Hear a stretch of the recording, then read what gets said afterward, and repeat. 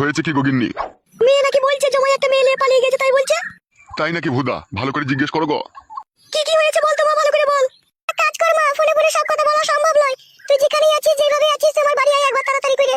ঠিক আছে রে মা, তুই একটু অপেক্ষা কর, আমি এই মুহূর্তে বাড়ি থেকে তোর বাবা আর আমি বেরিয়ে চললাম। আচ্ছা ঠিক আছে, তুই তাড়াতাড়ি চলে আয়, আমি ফোন রাখলাম। হয়েছে কি গগিন্নি? একটু ভালো করে খুলে বলো না মারা, সব সময় অত পেঁচাল করো কেন তুমি? তোর জামাই ফাঁদা কুকুর বেটা কোথাকার কোন একটা সতীনকে নিয়ে পালিয়ে গেছে, আমার মেয়েকে ঘরে রেখে দিয়ে। আরে সর্বনাশ, এই খানকি ছেলে কি কাজ করেছে বলো দেখিনি। তাহলে এখন কি করবে গিন্নি ভাবছো? তুমি এক কাজ করো, এই মুহূর্তে এখনই আমার সাথে চলো, এখনই ট্রেন আছে, এই ট্রেনে গেলেই আমি তাড়াতাড়ি করে চলে যেতে পারবো। ঠিক আছে লাউড়া, চলো।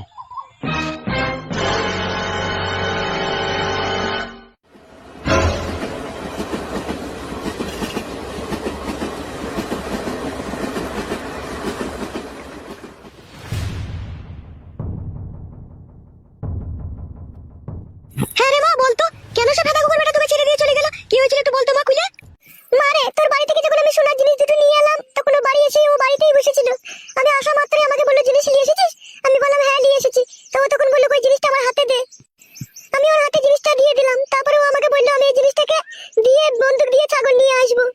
দিয়ে ছাগল তো আর নিয়ে এলো না, রাত্রি 9টা-10টার সময় বাড়ি ফিরলো। ফিরে এসে ঘর ঢুকেই প্যান্ট-জামা পাল্টে নিল। আমি তখন জিজ্ঞেস করছি, হাগো তুমি এত রাত্রে প্যান্ট-জামা পরলে কোথায় যাবে কোথায়? ও তখন বলছে লালনপুরে গান হয়েছে, আমি গান শুনতে যাবো। তা তুই বারণ করলি না, বলি না যে গান শুনতে যেতে হবে না? বারণ করেছিলাম মা, দাদা কুকুর বেটা জুয়ান কি সাপে কুকুর কার কথা শুনে, ও কার কথা শুনে নিজে যা ভালো বুঝে তাই করে। জোরজবরদস্তি করে চলে গেল গান শুনতে। দিয়ে আমাকে বলল আমি রাত 12টা-1টার সময় ফিরবো, তুই ঘুমিয়ে পড়। আর আমি যখন ঘরে ফিরবো তখন তুই দরজা খটাস খটাস করবি, বাড়ি মারবো, তুই তখন উঠে দরজা খুলবি। দাদা কুকুর বেটা রাত ফুরিয়ে সকাল হয়ে গেল, তাও বাড়ি এলো না। তখন আমি অনেক চিন্তা করি, তখন আর কিছু বুঝতে পারলাম না। বুঝতে না পারার কারণে আমি গেলাম ওর বন্ধুর কাছে। ওর বন্ধুকে জিজ্ঞেস করতেই আমাকে সমস্ত কথা খুলে বলল। কি কথা খুলে বললো? ওর বন্ধুটা বলল যে তোমার স্বামী একটা মেয়ের সাথে ভাব ভালোবাসা করেছে, দিলীপ বলে একটা লোক, তার বউয়ের সাথে ভাব করেছে। সেই মেয়েটাকে নিয়ে যত সম্ভব আমার মন বলছে পালিয়ে গিয়েছে। শালা বৈদ্য, কত বড় খানকির ছেলে বলা যায় দেখো দেখিনি। তাহলে ওকে হাগা বুড়ো চোদা মিনছে, তাহলে এখন কি করবে বলো? এখন আর কি করার আছে? এখন তো হরাম করে থানা পুলিশ করলে তো হবে না, পরে তো আবার আমরা ফেসে যেতে পারি। তাহলে কি করবে বলো? এই গ্রামের যিনি পঞ্চায়েত প্রধান, তাকে এই সমস্ত ঘটনাটাকে খুলে বলতে হবে। পঞ্চায়েত প্রধানের কাছে গেলে সব সমস্যার সমাধান হয়ে যাবে? লেওড়া, সমস্যার সমাধান না হইলেও গ্রামের ওরা একটা ছাতা মাথা, বুঝতে পেরেছো লেওড়া? ওদিকে এইসব বিষয়ে জানিয়ে রাখতে হবে। বাবা ঠিকই বলছে মা, ওর বন্ধুটাও আমাকে এই কথা বলেছিল। বলেছিল তোমার মা বাবাকে ডেকে পঞ্চায়েত প্রধানকে এই কথাটা জানাইতে বলেছিল। তোর বন্ধুটাও এই কথা বলেছিল তোকে? হ্যাঁ মা বলেছিল। তাহলে কি করবে গিন্নি? যাবে নাকি পঞ্চায়েত প্রধানের কাছে? যেতে তো হবে, বিপদে যখন আমরা পড়েছি তখন তো যেতে হবেই। তাহলে আর দেরি করো না গিন্নি, সময়ে সময়ে চলো, উনি বাড়িতে থাকলে দেখা পাওয়া যাবে। আরে মা, জামাই বাবাজি যে ডেমনটার সাথে প্রেম ভালোবাসা করেছিল, তুই কি তাকে চিনতিস নাকি মা? না মা, আমি সেই ছুরিকে চিনিও না, আমি তাকে কখনো দেখিও নি, আমি লোকের মুখেই শুনছি। ফিদা কুকুর বেটা জামাই তালে মনে মনে এই মতলব ছিল, আমার বাড়ি থেকে সোনার জিনিস নিয়ে এসে সেই সোনার জিনিস বিক্রি করে দিয়ে কোন ঢেমনকে যে নিয়ে বেরিয়ে গেল বাড়ি থেকে। ছি ছি ছি ছি, এগুলো লোকে শুনলি বা কি বলে বলো তো? লোকে আবার বাল বলবে নাকি? লোকে তো চাই খাটি মজা লাগিয়ে দেবো আর মজা দেখবো ওরা। তাহলে মা, জামাই বাবাজির বন্ধুরা কেউ এইসব বিষয়ে জানতো নাকি? একজন জানতো মা, তা সে তো জামাইকে অনেক বারণ করে। তো জামাই শুনে দেখো, তো জামাইয়ের সাথে হাতাহাতি ঝগড়া হয়ে গিয়েছিল, তাও শুনে দেখো সে কাদা কুকুর বেটা। শুনবে কি করে সে শালো? পিড়িতে মজলো মন, কিবা হারি কিবা ডুম। পুরুষ মানুষ হচ্ছে ভালোবেসে যাকে একবার ভালো লেগে যায় তার জন্য জীবন দিতেও পেছপা হয় না। পেছপা হয় না বললে হবে নাকি? তাহলে লোকে বিয়ে শাদী করার পরে বউ ছেলেকে ফেলে দিয়ে দুটো তিনটি করে বিয়ে করে নিয়ে পালিয়ে যেতে পারতো। তা পারে না কিসের জন্য? দেশে তো আইন কানুন বলে কোনো জিনিস আছে নাকি? ও আইন কাদা এখন পচা সবজির মতো পাল্লা দরে বিক্রি হয়ে গেছে, 25 টাকা 30 টাকা কেজি। যার কাছে টাকা থাকবে, যার কাছে পাওয়ার থাকবে, তার দিকে আইন থাকবে লাউড়া। আমরা গরিব মানুষ, আমাদের কাছে সততার কোনো মূল্য নেই, আর সত্যর কোনো বিচার নেই গো ফেদা। বেশ ঠিক আছে, চলো একবার পঞ্চায়েত প্রধানের কাছে চলো, উনি কি বলে একবার দেখা যাক, চলো। এসো।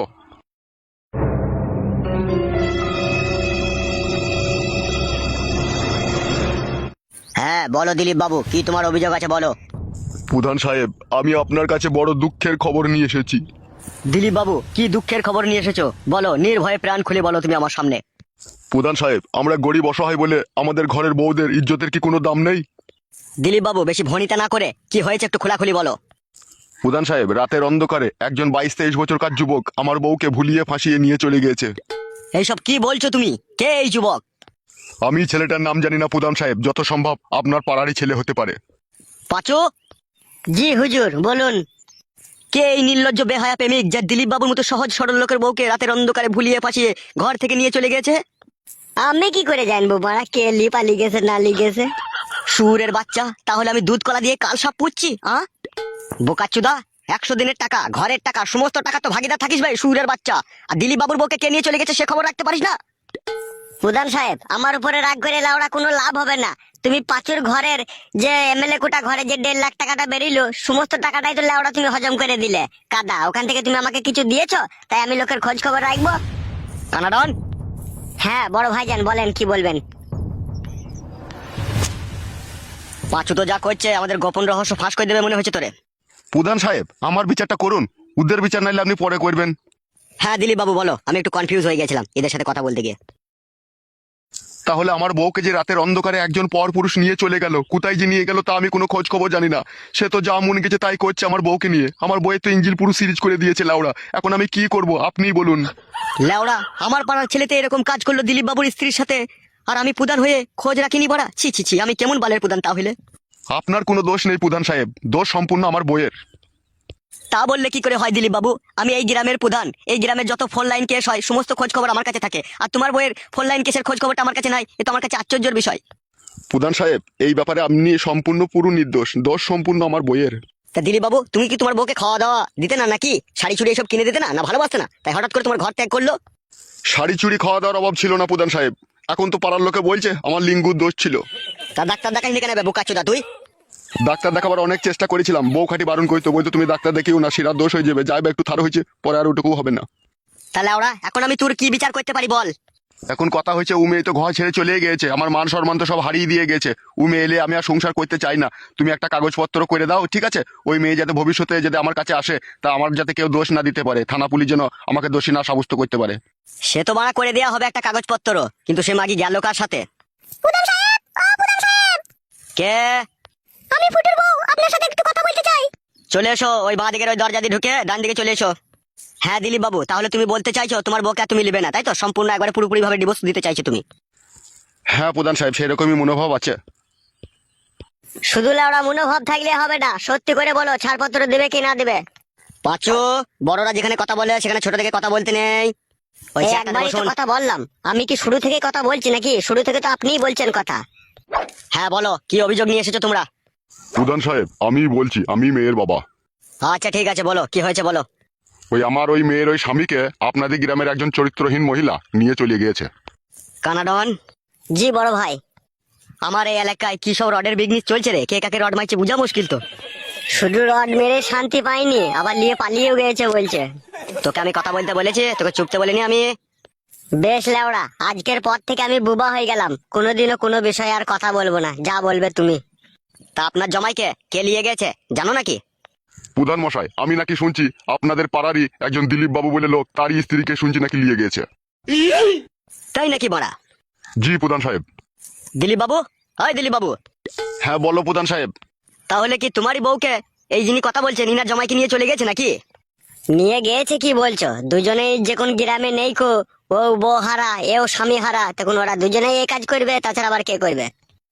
হ্যাঁ বড় ভাই, আমারও মনে এটাই ডাউট হচ্ছে, পাঁচু ঠিক কথাই বলেছে। ই লাউড়া বিচার করবো কি করে রে? এ তো পুরো মাখামাখি কেস হয়ে গেছে। তাই বললে হয় নাকি? আপনি গ্রামের প্রধান, আপনাকে তো বিচার করতেই হবে। সে তো বিচার করবোই লাউড়া, সে নিয়ে কোনো চাপ নেই। তা হাগো মেয়ে, কতদিন থেকে তোমার স্বামী ওই দিলীপ বাবুর স্ত্রীর উপরে চড়া মারছিল, এটুকু কি জানা আছে তোমার?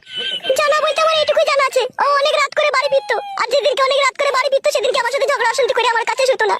তখনই আমি বুঝতে পারতাম ও কারো না কারোর সাথে কোনো খারাপ কাজ করে বাড়ি ফিরলো। প্রধান সাহেব, তাহলে আমি এখন কি করব বলেন? কি ভাবছেন প্রধান সাহেব, এখন আমি কি করব বলেন? দাঁড়াও দিলীপ বাবু, একটু অত ব্যস্ত হয়েও না, এই সমস্ত জিনিস একটু ভাববার বিষয় থাকে, বুঝতে পেরেছো তো? সবসময় বাচ্চা ছেলের মতো কথা বলো না, ওই বাচ্চা ছেলের মতো বুদ্ধি করেছো বলেই আজকে তোমার বউ হারিয়ে গেছে লাউড়া। চুপ করো। তাই এই মেয়ে, তুমি এখন কি চাইছো বলো? আমি আমার স্বামীকে চাই, আমি আমার স্বামীকে ছাড়া বাঁচতে পারবো না। আর দিলীপ বাবু, তুমি কি চাইছো? আমি চাইছি আমার ঘরের বউ মান সম্মান ইজ্জত ধুলোর সাথে মিশিয়ে দিয়ে যখন পরপুরুষের সাথে যখন সে ধেই ধেই করে নাচতে চলে গেছে, সে তার সাথেই নাচুকু, আমি আর তাকে আমার ঘরে নিতে চাই না। তাহলে দিলীপ বাবু, এটাই কি তোমার শেষ কথা? জি প্রধান সাহেব, আজকের পর থেকে আমার বউকে আর আমি নিতে চাই না। আমি মন থেকে, জান থেকে, প্রাণ থেকে ওকে আমি চিতাতে চন্দন কাঠ দিয়ে পুড়িয়ে দিলাম। ওকে আর আমি ঘরে কোনোদিনও তুলতে চাই না। তুলবি না বললে হয়ে যাবে নাকি বাড়া? গাড় পাকামো পেয়েছিস নাকি লাউড়া? তাহলে আমার মেয়ের কি হবে বে? ভোদা কপাইলে ছোড়া, তোর মেয়ের কি হবে না হবে তুই বুঝগাবে। তোর জমাই লিয়ে গেছে তুই বুঝগাবে, আমি কি বুঝবো বে? আমার বই তো পাকানে ও মোবিল লাগিয়ে দিয়ে পুশ করে দিয়ে যাবে, আমি আর ও পাকান লবো? বোকা চুদা ভাবলি কি করে বে তুই? প্রধান সাহেব, ইয়ার একটা বিচার করে দেন আপনি। ওবে, তোকে এই মাঝখানে কে কথা বলতে বললো বে? হ্যাঁ, আমি এখানে প্রধান বসে আছি, তুই আমার সামনে ওকে কি কথা বললি বে? হ্যাঁ, ভুল হয়ে গেছে প্রধান সাহেব, বুঝতে পারিনি। এরকম ভুল আর কখনো করবি না, ঠিক আছে? যেখানে বড়রা কথা বলবে সেখানে চুপচাপ বসে থাকবি। আচ্ছা ঠিক আছে প্রধান সাহেব। এই মেয়ে, তুমি আমার কাছে একটা স্পষ্ট কথা শুনবে কি বলো? হ্যাঁ শুনবো, বলেন। তোমার স্বামী তো দিলীপ বাবুর বউকে নিয়ে চলে গেছে। সে এখন 6 মাস পরে আসবে কি 1 বছর পরে আসবে তারও কোনো ঠিক ঠিকানা নেই কো। এখন তুমি পারো তোমার স্বামীকে তুমি খুব তাড়াতাড়ি করে ফিরিয়ে আনতে। আমি তো ফিরিয়ে আনতে চাই প্রধান সাহেব, আমি আমার স্বামীকে খুবই ভালোবাসি। তোমার স্বামীকে যখন তুমি নিশ্চয়ই ভালোবাসো, তখন এই ভালোবাসার সাথে তোমার সতীনকেও মেনে নিয়ে কিন্তু তার সাথে সংসার করতে হবে তোমাকে। তা কি করে সম্ভব প্রধান সাহেব? আমি টাকা পয়সা দিয়ে জমাইয়ের সাথে মেয়ের বিয়ে দিচ্ছি, আমার মেয়ের সাথে সংসার করবে? ওইসব গাঁড় পাকামো দিন আর নেই কো, বুঝতে পেরেছো? সব জিনিসের সাথে জোর করা যায়, কিন্তু কারো মনের সাথে জোর করা যায় না। যেহেতু তোমার জামাই দিলীপ বাবুর স্ত্রীকে ভালোবেসে এখন বিয়ে করেছে, সেই মেয়েটাকে এখন সে ছেড়ে আসতে পারবে না, যেহেতু তাকে মন প্রাণ সুপে দিয়েছে। আবার তোমার মেয়ে ও স্বামী পাগলা হয়ে গেছে, স্বামী ছাড়া ও মনে হচ্ছে 2 দিন পরে খ্যাপা হয়ে যাবে। তা এখন সবাইকে ভালো সুস্থ রাখতে গেলে তোমাকে এখন এই মেনে নিতে হবে। এই মেয়ে শোনো, তোমার যৌবনে জ্বালা তোমার বাপ বুড়ো চুদা বুঝতে পারছে না, তুমি তো বুঝতে পারছো। তুমি আমার কথাটা শোনো। হ্যাঁ প্রধান সাহেব বলুন। তোমার স্বামী যত দূরে আছে, যেখানে আছে, তুমি তাকে ফোনে ফোনে কন্ট্যাক্ট করে বাড়িতে ডেকে নাও। তাতে তোমারই মঙ্গল হবে, তুমি তোমার স্বামীকে পাবে। আর এরকম উল্টো পাল্টা কেস খামারি করতে যাবে, থানা পুলিশ করতে যাবে, ঠিক আছে? চোখের জলে বুক ভাসবে, কোনো কাজ হবে না। তুমি যখন তোমার স্বামীকে ভালোবাসো, তখন তোমার স্বামীর ভালোবাসাটাও মেনে নাও। আর একটা কথা মনে রেখে দিও, ভগবানের হচ্ছে সূক্ষ্ম বিচার। আমাদের মতো কিছু উল্টো পাল্টা ভুল ভাল প্রধানের বিচার মানতে এসো না, ঠিক আছে? তাতে চোখের জলে বুক ভাসবে, কষ্টই পাবে সারা জীবন। ভগবানের প্রতি বিশ্বাস রাখো আর নিজের ভালোবাসার প্রতি বিশ্বাস রাখো। অন্তরঙ্গ যদি তোমার সাথে তোমার ভালোবাসার সম্পর্ক থাকে তোমার স্বামীর, ঠিকই তোমাকে সে আপন করে নিবে। মানুষের মন একটাই থাকে, ওই মনে যদি তোমার জায়গা থাকে, ঠিক আছে, কখনোই দিলীপ বাবুর বউ সেখানে থান পাবে না। দিলীপ বাবুর বউ যদি পাপ করে থাকে, তোমার সংসার যদি সে ভাঙতে চায়, সে নিজের পাপের আগুনে পুড়ে ছাই হয়ে যাবে একদিন। তাই যা বললাম, যদি স্বামীকে পেতে চাও, তাহলে স্বামী তোমার যেখানে আছে ফোন করে ডেকে নাও, আর সুস্থভাবে সফলভাবে তোমার এই সতীনকে মেনে নিয়ে সংসার করো। মনের ভিতরে ধৈর্য আর সহ্য রাখো, সব একদিন বিলীন হয়ে যাবে। তোমার সতীন কোথায় চলে যাবে কোনো ঠিক ঠিকানা থাকবে না। যেহেতু শেষ চরিত্রহীন, সে নিজের স্বামীর ভালোবাসা যখন বুঝতে পারেনি, তখন পরের স্বামীর মন কি করে ভরাবে সে? সে মহিলার ওই লোকের মন ভরাতে ভরাতেই জীবন যাবে, সুখের ঠিকানা সে কোনোদিনও পাবে না। তুমি সবুর করে ধৈর্য ধরে থাকো, তোমার স্বামী তোমার পা হাত পা টিপে তোমাকেই ভালোবেসে আপন করে বুকে জড়িয়ে নেবে। ঠিক আছে প্রধান সাহেব, আপনার এই ভালো মনের ভালো কথা আমার পুরোপুরি ভাবে অন্তরে গেঁথে গেল। আপনার কথা অনুযায়ী আমি চলবো। আজকেই বাড়ি গিয়ে আমার স্বামীকে আমি ডেকে নেবো, আর আমার স্বামী যেইভাবে চলতে চাই আমি তাকে সেইভাবেই চলতে দেবো। বাহ বাহ বাহ বাহ, এই হচ্ছে একটা জ্ঞানী গুণী মেয়ের কথা। তাহলে প্রধান সাহেব আমার কি হবে? তুই বাড়া ঘুরো, তোর বিচার হয়ে গেছে, যা পালা, তোকে আর বউ নিতে হবে না, আর কপালে চুদা বেরো। এই যে জামাইয়ের শ্বশুর, আপনাকে বলছি। জি প্রধান সাহেব বলেন। আমার এই সকল দর্শক বন্ধুদেরকে সাক্ষী রেখে, আর তুমি জামাইয়ের শ্বশুর তোমাকেও সাক্ষী রেখে, ঠিক আছে, বিচার এইখানেই সমাপ্তি করলাম, ঠিক আছে? সম্পূর্ণ ভগবানের হাতে ছেড়ে দিলাম, তিনিই সঠিক বিচার করবে।